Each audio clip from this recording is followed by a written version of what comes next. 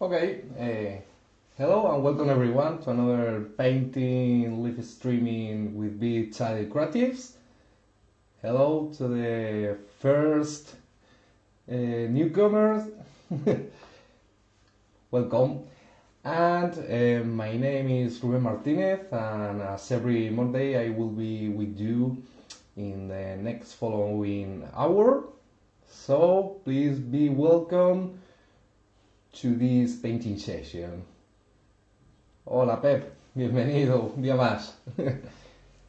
Okay, so in the live streaming of today, I want to show you, as in the main title, you could read in the description of the main theme of this video is about to painting with secondary colors. Okay, so it's I think another approach of the a part of the primary colors, mixing them together and obtain the colors that we want. That is pretty the most used approach to painting miniatures. But I want to talk about the secondary colors that because sometimes are misunderstood or something like that. So I want to comment some tips and tricks to use them in a more confident way for you, okay?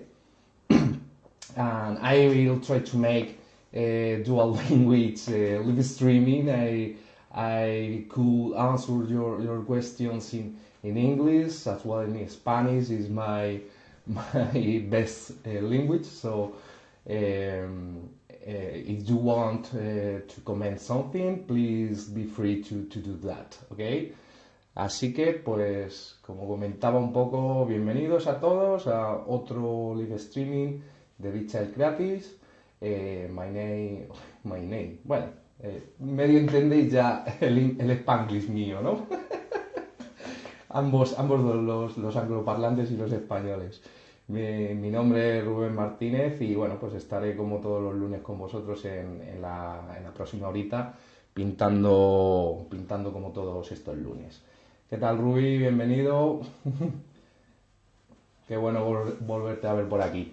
Bueno, pues en el vídeo de hoy voy a estar un poco hablando y pintando con colores secundarios, que es un poco como he titulado el vídeo de hoy, que me parece que es algo diferente a lo que normalmente se suele hacer, que es partir de las mezclas desde los colores primarios, que por supuestísimo son necesarios, más que los secundarios incluso, pero vais a ver que también con los secundarios se pueden conseguir unos esquemas bastante curiosos y diferentes, o sea que es otra forma de hacer el approach a los esquemas de color, ¿ok?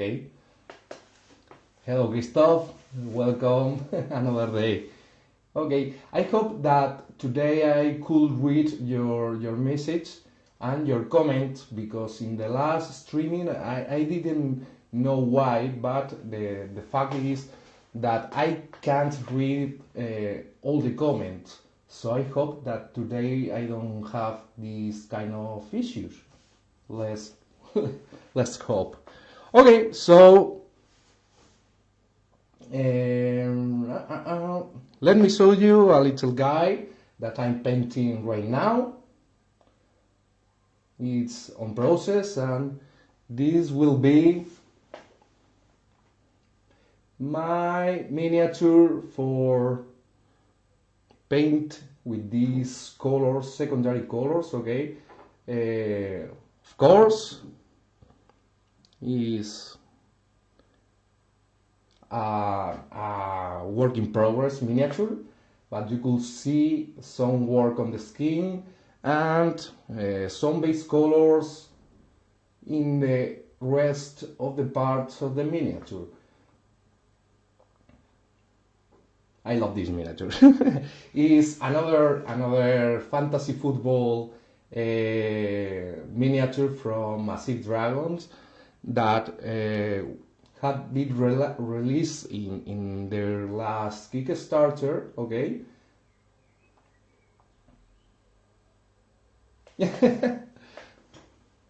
Thanks, Sebastian. And I think it's a pretty good miniature because have a lot of elements. It has very interesting anatomy and some parts of armor, not metal in metals, leathers. Okay, it's a pretty good miniature to have some fun with them. Okay, so I'll explain a little bit about the colors I used for make the base coats and a little bit the mixes on the skin. Okay, so talking about the secondary colors. Okay, I want to comment about the color wheel.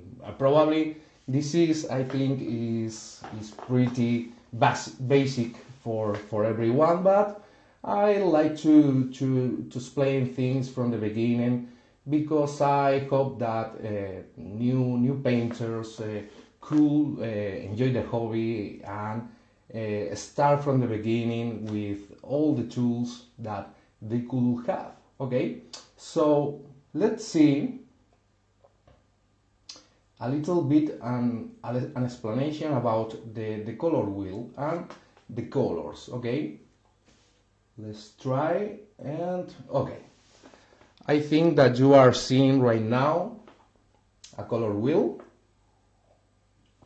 Okay, and in this color wheel you'll see the primary colors, which are red, yellow and blue. Okay, mixing them together you could obtain the secondary colors, and this is the topic of the today's live stream.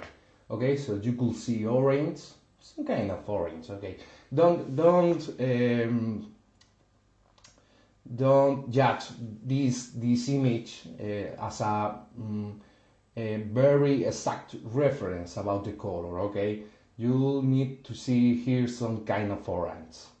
Okay, here you will see green, and here you will see purple, something like that. Okay, and those three are the secondary colors. Okay,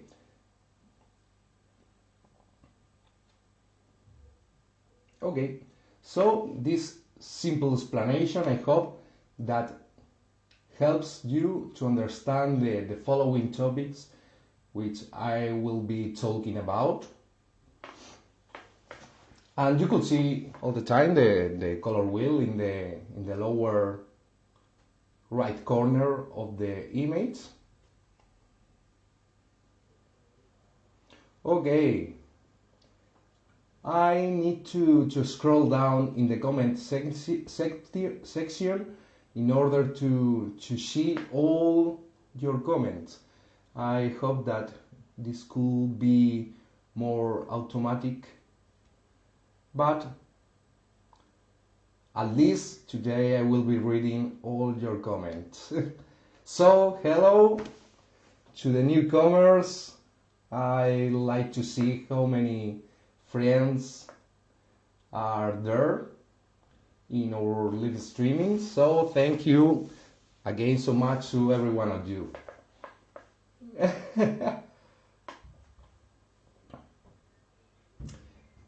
Venga, Carlos, pues vamos a enseñar un poquito a mezclar y a pasar de esas recetas que no valen para...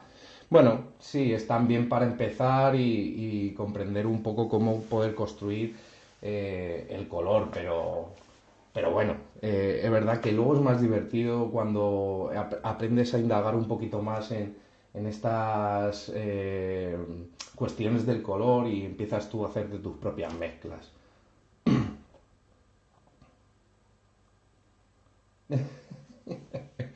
Hombre, Albert, ¿qué tal? Pues vamos a ello. Entonces, okay, so I was talking about the secondary colors, okay, and here I'm lucky because I have some staff or friends from Amo of Miss Jimenez that they are about to release in a couple of weeks or something like that, a set of paints that are those secondary colors which I'm talking about. Okay, so it's very useful because you could find these three colors in one box. Okay, so you will have violet, okay, orange. This is more saturated, way saturated than the one in the picture, okay, and green. Okay, of course, green. I love green as well. And as well, in this box you will find some additional colors. They are not secondary, maybe are tertiary, whatever you want. Okay, I like to call these colors comodine colors. Okay, let me check if I could display. Okay, those comodine colors are suited for most of the situation I use a lot, and when we designed this set with Amo of Mi Jimenez, I don't have any doubt to include these colors because one of them is magenta, for example. Is some people think about magenta is a secondary color because it's obtained mixing red and blue, but I think that if you mix red and blue, you will obtain purple, and magenta is not purple. Okay, purple is more cold than magenta. Magenta is more warmer than you think. Okay, and of course magenta is my favorite color. Is a comodine color because it's suited for everything. If you want to saturate some colors, you could add magenta. Okay, it's more suited for warmer colors than colder one, but in the cold one you could obtain more deepness in your color with adding a little bit of magenta. Magenta could make warmer colors even more warmer. Okay, so it is a color that you could use in every mix that you have, that you make. This is the way I paint, basically.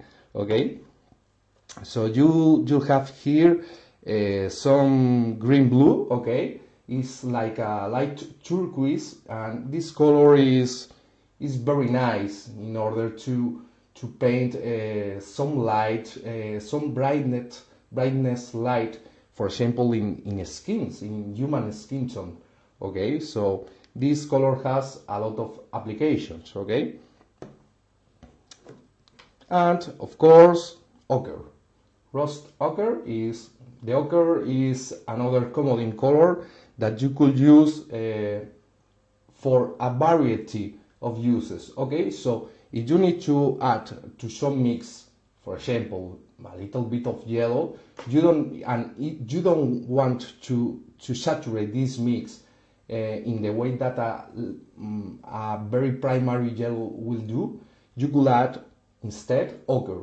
This will make something more natural for the eye. Okay, so see the difference between yellow and ochre.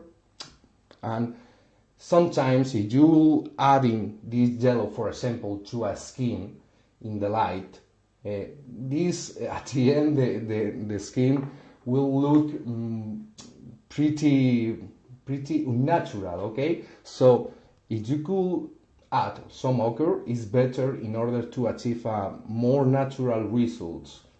Is one of the uses. Okay, so I use them in order to apply some base coats and in this miniature and to work in the skin. Okay, so I'll explain you in a quick way how I achieve these mixes. Okay, hello again to the newcomers.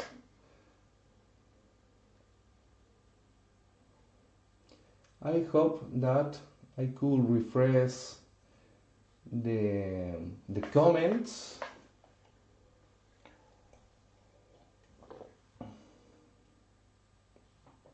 Because the other day I had some issues to respond, to answer your questions, so I hope today is not the same case.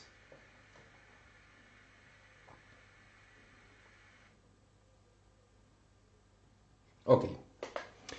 So, for example, to make a blue base for the armor parts, okay, you could use blue, of course, and a little bit of black, and you get a dark blue, okay, but you could use secondary colors in order to make that.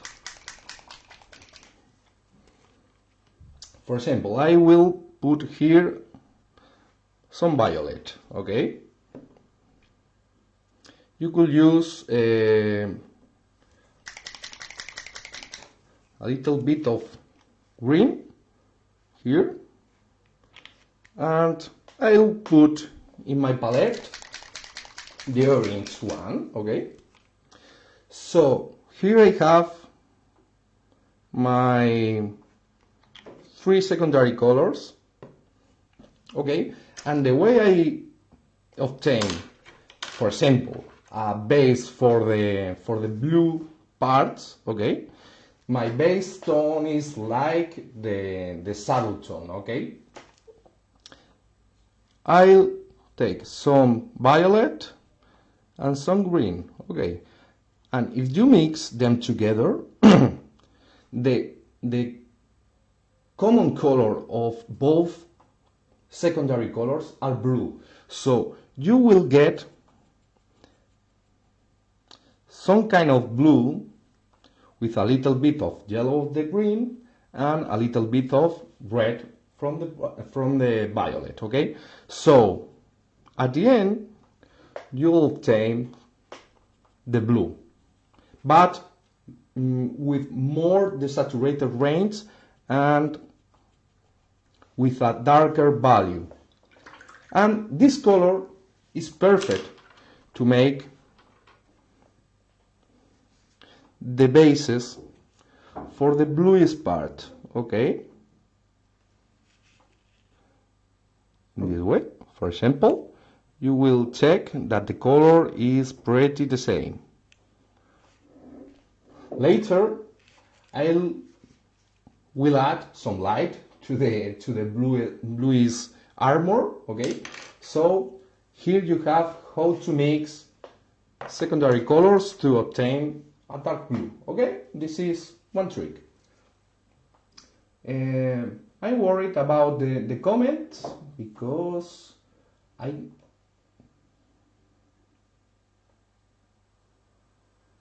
not sure about the refreshing of the comment sections, okay. So as I saw in my laptop, the last comment I'm seeing is from Sergio Lopez, is saying hello Ruben, hello Sergio, but I don't know if there are more comments from you. I'll continue.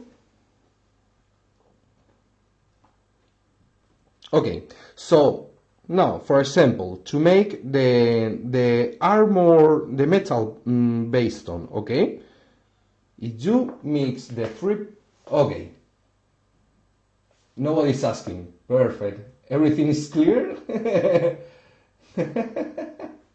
Perfect. I'm more relaxed now that I'm knowing that the comments is sort of okay.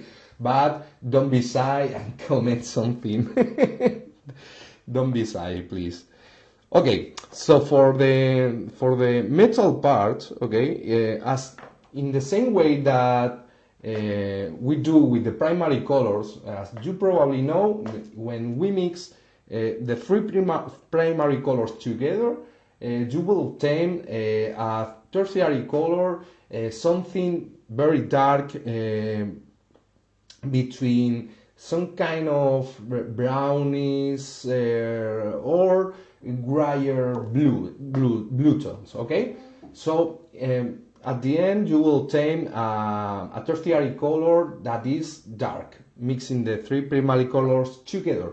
Okay, the same applies to the secondary colors. If you mix them together, you will obtain a range of gray tones, more warmer or darker, or sorry, warmer or colder, depending in the amount of orange you will add in. Okay, so my previous mix was violet plus green. Okay, so if I add to this late mix a little bit of orange, you start to see how the mix becomes more desaturated, more something between brownish, grayer, black tone. Okay, so you could use this way of mix the three secondary colors together to create a variety of gray tones. For example, these parts of metal. Is way better to make this kind of things than mix together black and white. Okay, why? Because you have here in this mix, okay, color information. With black and white, you don't have color information. You don't have you have only value information. Okay, so as you could see, applying this dark color, I'm making some base coat in these metal parts. Okay, I'm retouching some parts, and in this way,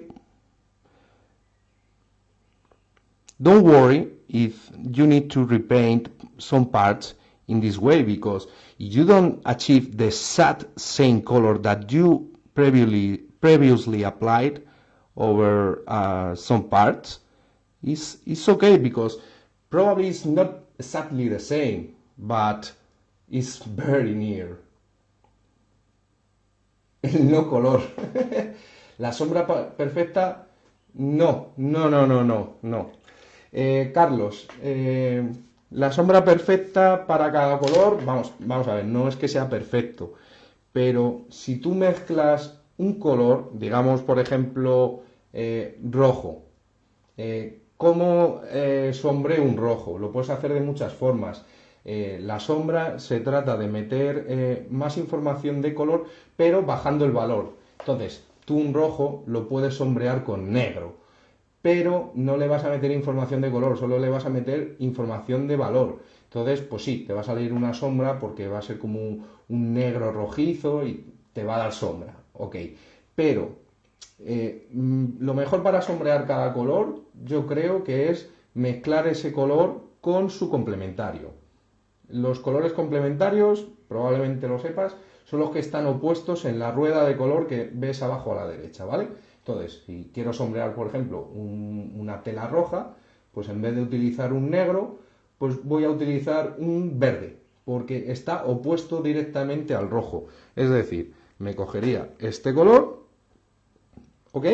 Y lo añadiría un poco, o lo que quieras. Cuanto más eches, pues más sombreas.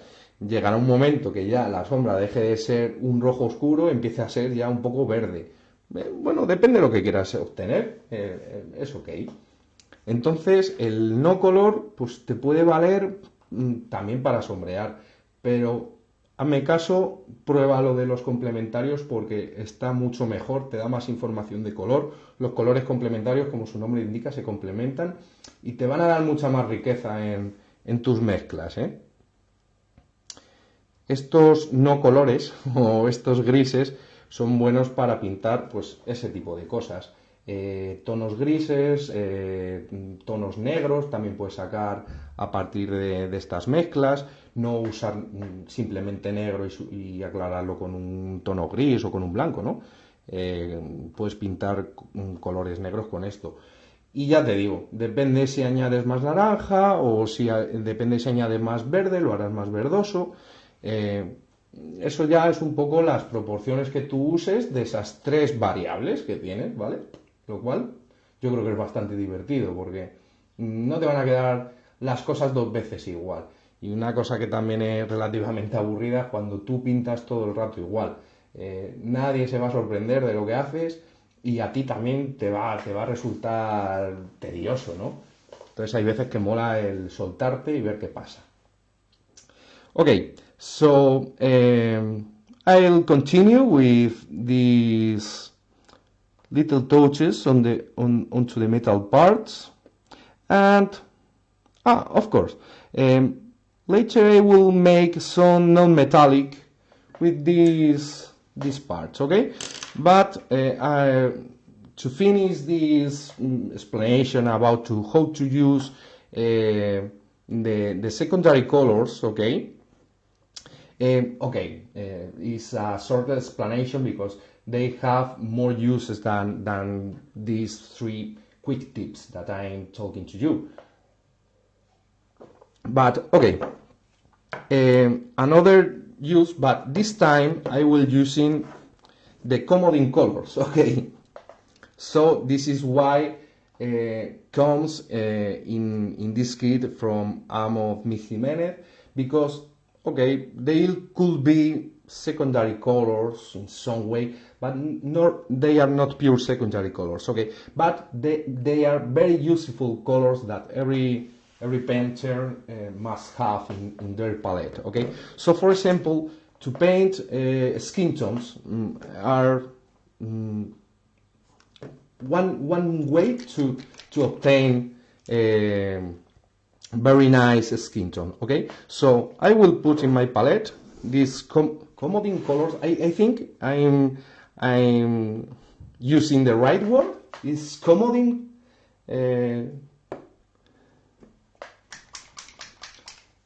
I'm not sure about that.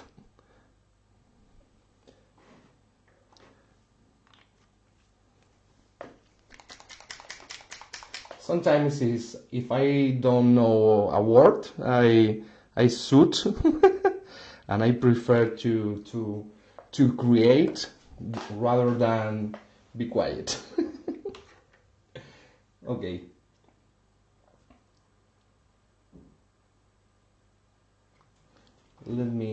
Okay. So those are my comodine colors, and one way to make skin tones, okay, is using some magenta. Oops, I have some of the previous darker mix. Okay, some magenta, some orange, okay, and okay, I'll start to see some nice color to make carnations in the skins, okay, but this color is too much saturated in order to make something natural, let's say. So for this one I'll use a little bit of ochre in order to desaturate a little bit and raise the value in order to obtain a skin tone, and using more ochre you will obtain some light for this skin tone, okay? So you have a very tanned skin tone here. Varying the amounts of these three colors, magenta, ochre and orange, you'll obtain different skin tones. But I find that this skin tone, el comodín de las cartas, wild card, is curious. I don't know if the word wildcard is the same in the real life or that in the poker. Okay, yeah, it's curious wildcard. So as I I'm thinking in load. Okay, as I told you before, mixing magenta, ochre, and orange, you will obtain different skin tones. But I find that all of them are pretty saturated. So if you need to make something more natural or make some light onto this base coat, like for example, if you could see here, I started to add some lights with this kind of colors, okay? So it's okay that you start to painting your skin in this way, but when you need to apply some lights, okay, you'll need to, this one way to paint skin tones, to desaturate a little bit, okay? So for this, I will add in this blue. Only a touch is needed in order to make interesting skin tones. Why I'm adding this blue? Because this is a orange base for the skin tone, and if I'm adding something with blue, I'm mixing orange with his, let's think, complementary color or something like that, okay? And I'm desaturating a little bit, but at the end making the skin tone more natural, okay? Of course, you could add a touch of green in order to obtain another subtle variation. And of course, if you want to make a colder skin tone, you could add a little bit of blue. Oh, sorry, violet or blue. And this is okay. If you want to represent something in the snow, someone that is cold, probably adding these colder tones in the shadows will help to reinforce the sensation of cold. Okay. Sorry, Carlos.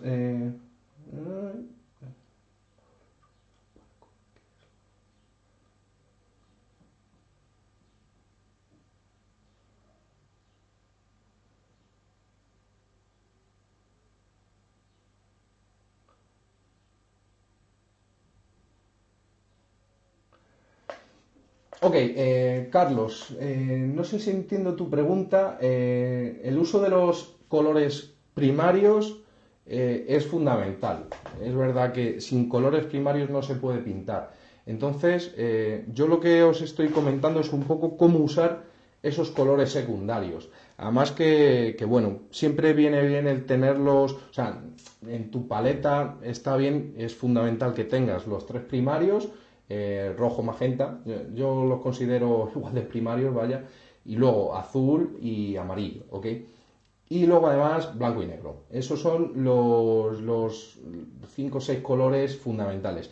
Luego además viene muy bien tener los secundarios ya también en botes para no tener que estar también todo el rato mezclando los primarios. Pero es algo que se añade, no que sea mejor lo uno que lo otro. ¿De acuerdo? Entonces, me comentas amarillo, su complementario es el violeta, que lleva rojo, su complementario es el verde, es decir, la anulación del color por sustracción. Eso es. Al final tienes que jugar un poco con la rueda del color completa.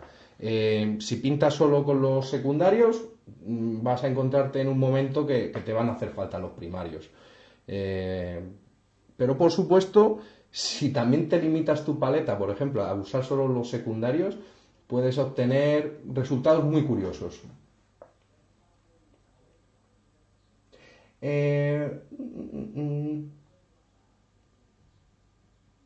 Ok.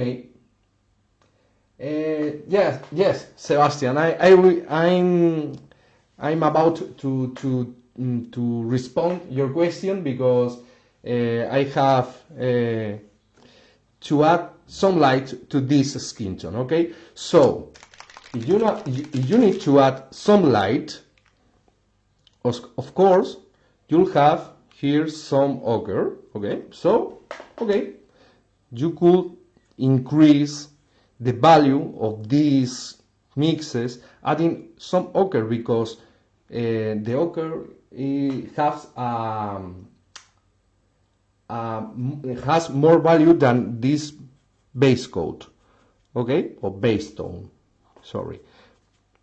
But probably you will starting to find that this color start to look way yellowish. Is something it could work in some cases, but probably you don't want to paint Simpson like miniature. Okay, so you need to starting to add more colors to compensate this yellowish tone. Okay, so you could add a little bit of magenta as we did before, and of course a little bit of blue. Why not?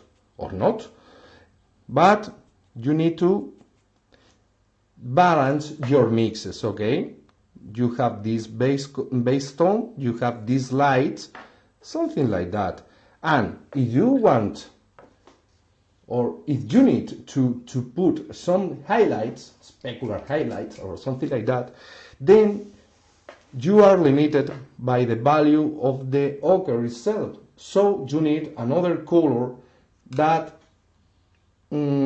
provides you this punch of value on your mix. Okay, so I'll use white, or I never, as you could know, I never use white.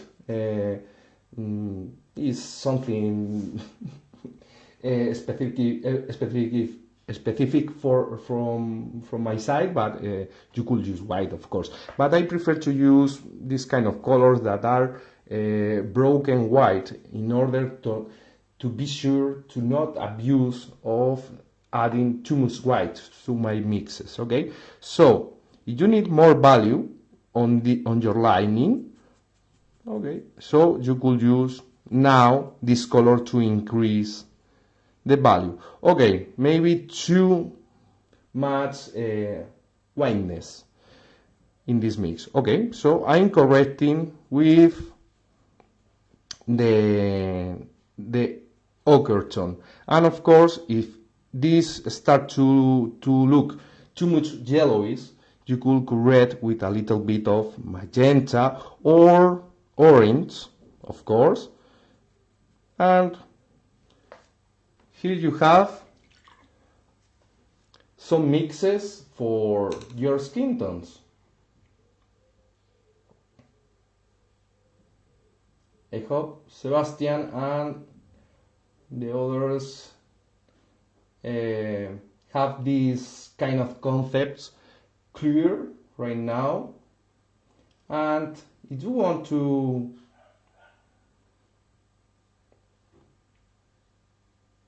Sacha, is something personal, mine. So you could use straight white, okay? But try to not abuse of the white on your lights, okay? Especially when painting things that are not white. If something is white, like for example, this piece of cloth will be white, I will use some kind of light color, but I don't use pure white in the maximum lights. Okay, you don't need to make that. I'm talking about this every time, and you rarely could see anything in the real life with a pure white. Okay, every time is the white influenced by the surrounding things of this element, white element, or influenced by the lighting. Okay, if it's under a big sun, this white will be something more like that. Okay, and if this white is under the moonlight, will be something like, for example, like that. Okay, so you'll see the differences between temperatures. Is the importance of the temperature in the mixes. Okay, so as you could see here, I'll make some quick sketch on the skin in order to demonstrate how I build the color on the skin, and I take advantage of this theory. Okay,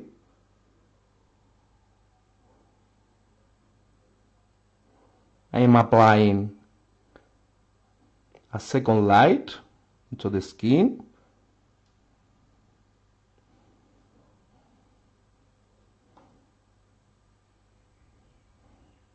I'm making very quick in order to show you some progress. Later I will refine the whole miniature, I think.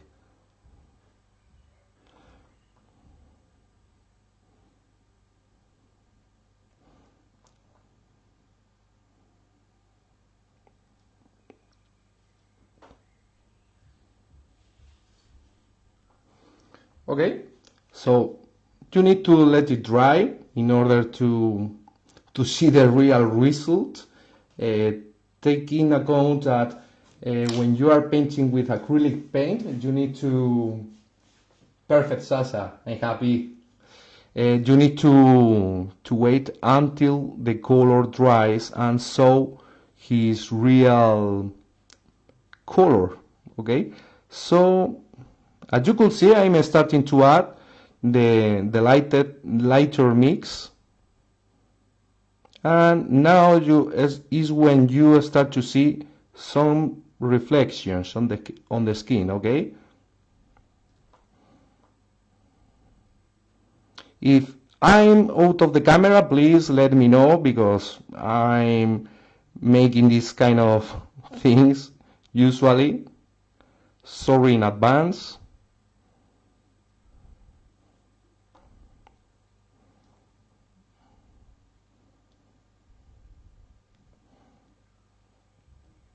I must to say that these kind of paints, the ones from Amo of Nick Jimenez that I'm testing right now, are very easy to blend with the brush. The texture is okay to work with the brush, and the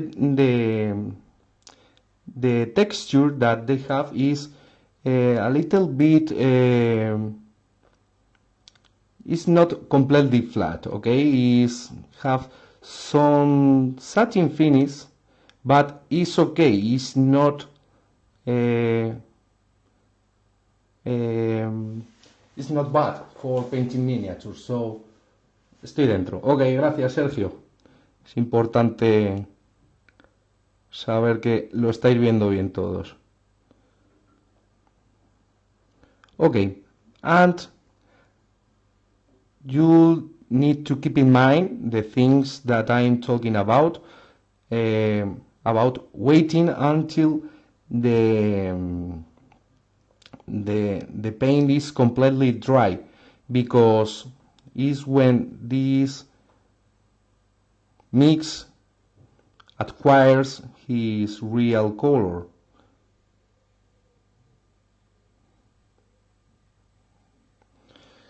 See how I build the lights? Okay.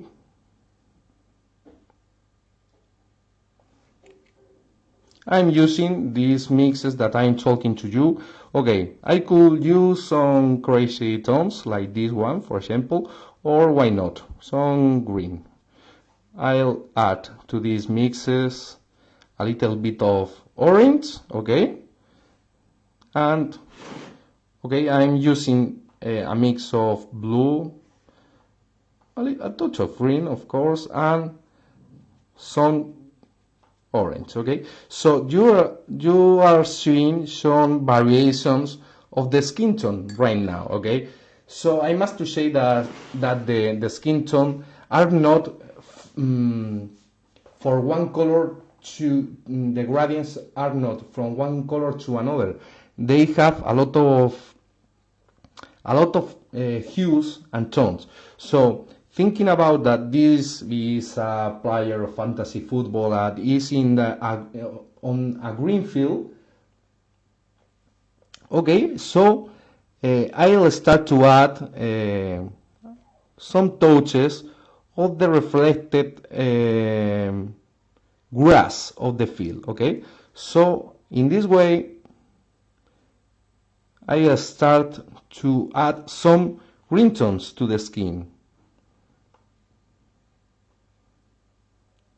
These tones are better suited for the middle tones or the shadow tones. Why? Because the grass is reflecting the light from below onto the skin, okay?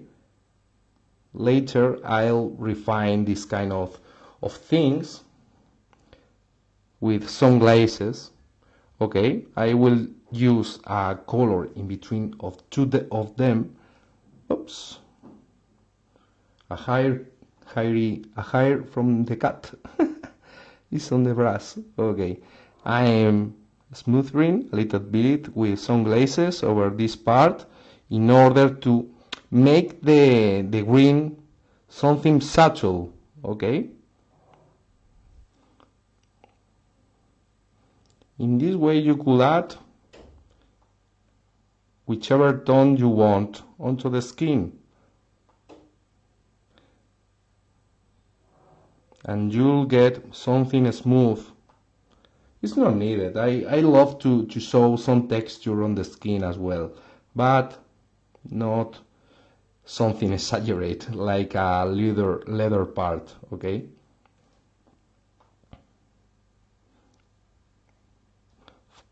Of course, you could air blend with the airbrush as well.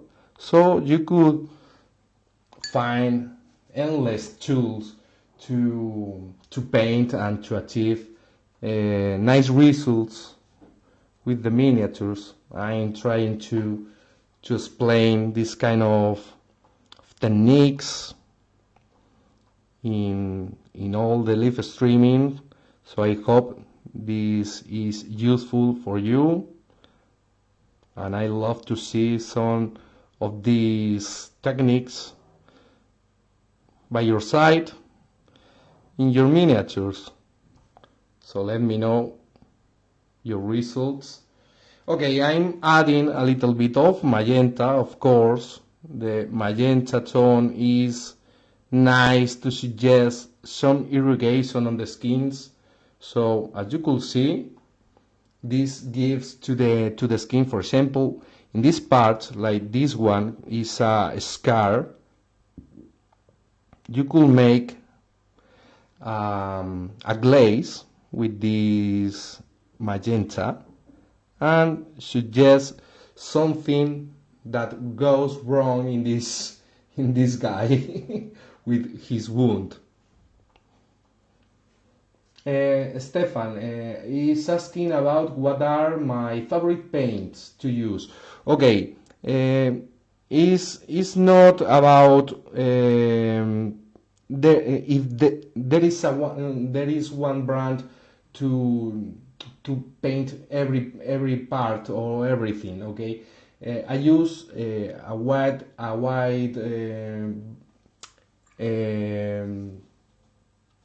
a lot of brands in order to achieve the results that I want in every part. Okay, so I'm I use these paints from Amo of Nick Jimenez, and they are good, for example, very good for blending, and the set of the secondary colors are very comfortable in order to take and mix these colors without mixing primary colors. Okay, sometimes you need, for example, a green or an orange color or an ochre, so you have this color premixed. Okay, and the results over the miniature is very nice, because they are easily blending together, and you can make easy glazing with them. Okay, another brand that I love to use is, for example, those one from Chimera Colors, from Chimera Models. Okay, those are very high pigmented and very strong in color. I love them because for airbrushing with them and achieving a flat and but intense finishes are very nice. Okay, and of course, one thing that I love of all the brands is that you could mix them together in order to obtain the better properties of each brand. Okay, so for example, if you mix something glossy like an ink, for example, with this one that are very flat in his finish, you will obtain something in the middle, something way satin or almost flat, but not flat anymore. Okay, so those are very nice for these purposes. Okay, I use a lot this brand with the eyebrows, for example, or with the brush, but for me are pretty difficult to blend smoothly with the brush these colors. Okay, so I'm mixing them when I'm blending or glazing with them. Of course, Vallejo colors are probably the more in the middle of everything of all the brands that I know, because are suited for almost everything, and of course they are pretty good for almost every task that you need. And of course the colors from Games Workshop I start to paint more than 10 years ago in a professional way, and I started to paint with these colors, so for me is very natural to paint with these ones, are suited for everything. These are the most complete colors. Okay, but they have some better some bad uses than others for very specific purposes. Okay, and I use, for example, golden colors because they have a lot of saturation, they are creamy, they are a little bit satin finish, they have a very strong in color. This is white, of course, but you have some colors. This is magenta from golden. This is one of the best magentas in the market, I think. And I use inks for achieving saturation in my mixes and satin finish. So sorry for the long explanation, but the real thing that I want to comment is there's no any perfect brand about painting. So don't worry, you don't need to get hundreds of pots of every brand.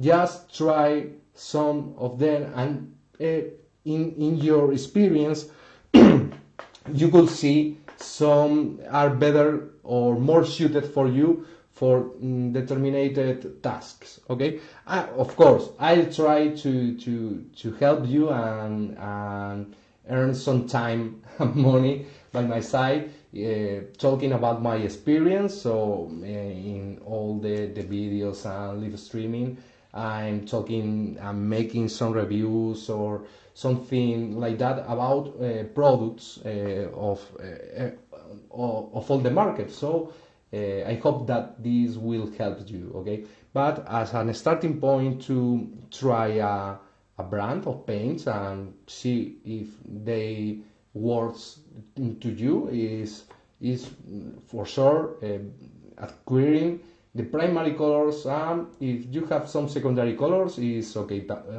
to obtain as well.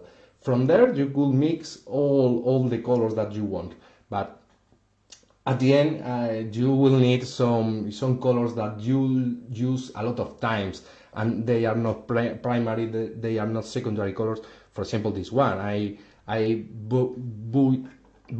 bought some bright tones in order to have these tones pre-mixed, okay? I adding these tones sometimes in order to desaturate in a quick way some colors, but don't worry, just keep in mind the things that I'm saying about try and analyze, okay? Hola Javier, bienvenido. Los pinceles, Sergio, estás preguntando que qué pinceles. Yo sigo con los Winsor, pero ya no duran como antes. ¿Qué me recomiendas? Vale, también lo he comentado en bastantes ocasiones que a mí me pasaba como a ti. Ya los Winsor es verdad que no me funcionaban ya tanto como antes. Y bueno, pues ahora estoy utilizando estos pinceles que son los Da Vinci Maestro, los de la serie 35. Luego también tienes estos que son Da Vinci Maestro también, de la serie 10. ¿Cuál es la diferencia? Bueno, estos además son los dos un 1, ¿vale? Pero es verdad que los de la serie 35 se puede ver como de cuerpo son más grandes, son un poquito más gordos, dan más tamaño, ¿vale? Y luego, si se puede ver también, el pelo en la serie 35 es más largo y la punta es más afilada. Entonces, yo básicamente los que estoy utilizando ahora son la serie 35 Maestro de Da Vinci. Me parecen que son espectaculares. Con este pincel te puedes pintar un 28, pero como tienen una punta tan afilada, puedes llegar a cualquier sitio, puedes perfilar bien, puedes pintar los ojos sin problemas. No necesitas pinceles de un pelo y medio. Y estos no tienen, o sea, son más cortitos, no tienen la punta tan afilada, pero es cierto que en tamaños un poco más grandes, o incluso en este tamaño, también tiene sus usos. Ojo, es verdad que para dar capas base o primeras luces, hacer sketches, no necesitas una punta tan afilada, y la verdad es que te pueden venir también estos bastante bien. Yo estoy súper contento con los Da Vinci Maestro, ya te digo. Espero que te sirva, Sergio. Hola, José Luis. ¿Cómo eliges el tamaño para pintar? Depende qué figura. El tamaño intuyo que dices del pincel, ¿no?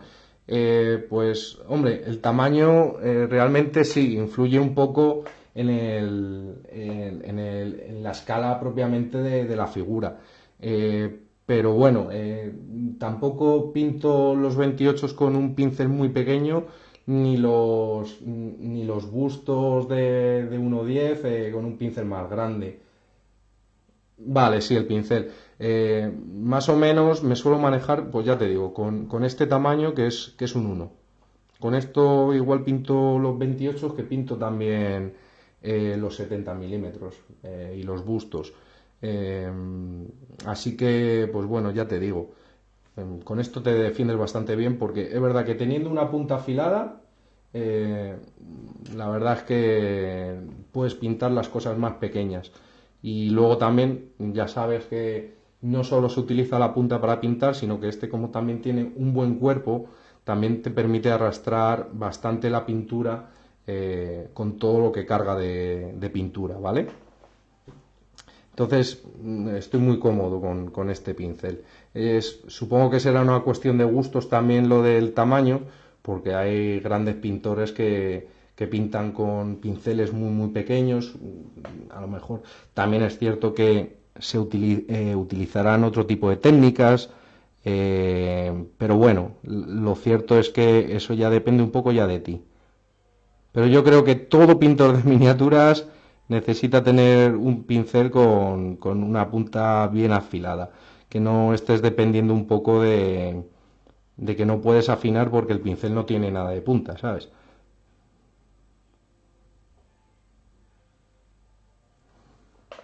Ok, so... Nada, José Luis. I'm happy because today I'm reading your comments, I'm reading your answers, and I could make some sorry reading your questions and giving you some answers. So I am very happy because the other day I can do that. Is I think the final meaning of making this kind of live streaming with you is about to make to spend some time together, chatting and enjoy the painting of miniatures. So thank you again to every one of you for your comments, and I hope that at the end the streaming takes another direction that the one that I wanted in the beginning, because I want to sketch a little bit some not metallic metal with the grayer tone that I mix in the beginning of the streaming. Okay, I'm adding some white and ochre to add some lights to these parts. Okay, and I think we will have more chances to talk about non-metallic metal and these kind of things. Oops, I'm always touching the wrong part of the miniature.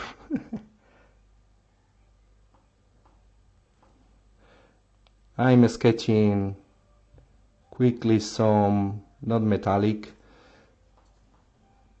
so you could see a little bit the effect of the things that I was talking about, and how to use the secondary colors. I must remember that this set of secondary colors will be available in, I'm not sure, but is around 2-3 weeks in the Amo of Mi Jimenez web store. So I'm lucky because I had the chance to try a little bit this set before, and I'm very happy about the results of this pack that we designed together with Amo in Big Child, and we hope that you like this material and help you out in order to achieve these color combinations in the way that I had explained to you.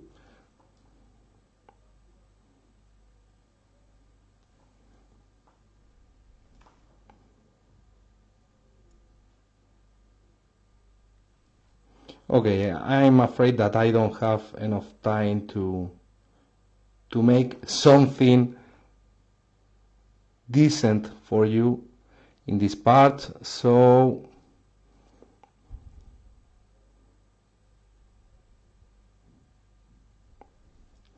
I hope that you had enjoyed the video.